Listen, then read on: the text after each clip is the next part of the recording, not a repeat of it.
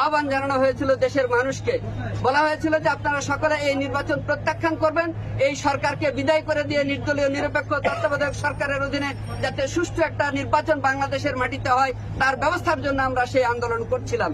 সেই ধারাবাহিকতায় 7 তারিখের নির্বাচনে বাংলাদেশের মানুষ মাত্র আমাদের তথ্য মতে বড় জোর 10-15% মানুষ বাংলাদেশের মানুষ ভোট কেন্দ্রে গিয়েছে এবং এই ভোটে অংশগ্রহণ করেছে। শতকরা 80-85% মানুষ এই ভোটে অংশগ্রহণ করে নাই, নির্বাচনে অংশগ্রহণ করে নাই। এই সরকারকে প্রত্যাখ্যান করেছে, নির্বাচনের কমিশনের সিদ্ধান্তকে প্রত্যাখ্যান করেছে। সেই জন্য বাংলাদেশ জাতীয়তাবাদী দল এবং আন্দোলনরত সকল দল ও জোটের পক্ষ থেকে বাংলাদেশের সর্বস্তরের মানুষকে ধন্যবাদ জানানোর কর্মসূচি গ্রহণ করা হয়েছে।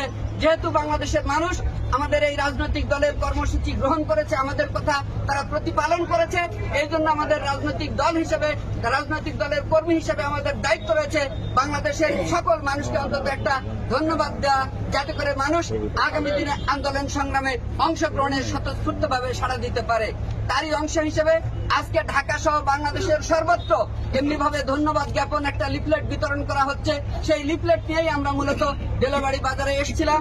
বেলাবাড়ি বাজারের প্রত্যেকটি দোকানে না হলেও ম্যাক্সিমাম দোকানদার, ম্যাক্সিমাম হাটুরা লোকজনের সঙ্গে আমরা কথা বললাম, তাদেরকে লিফলেট দিলাম এবং আমাদের দলের পক্ষ থেকে দলের ভারপ্রাপ্ত চেয়ারম্যান